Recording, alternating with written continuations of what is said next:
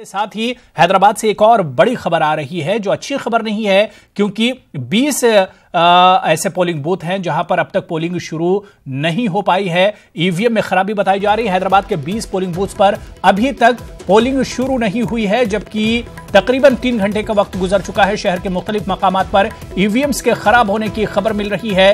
Polling booth पर कड़े इंतजाम किए गए हैं, सिक्योरिटी के इंतजाम।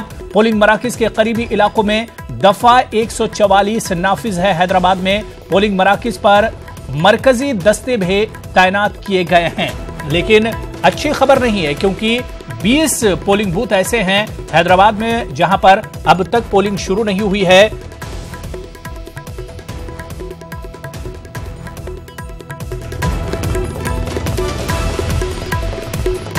पोलिंग मराकज पर लोगों की लंबी लंबी कतारें हैं, लेकिन जो खबर आ रही है कि 20 पोलिंग बूथ पर ईवीएम खराब हैं, जिसे लेकर लोगों में थोड़ी सी नाराजगी है। हालांकि इंतजामिया उसे सही करने की कोशिश कर रही है।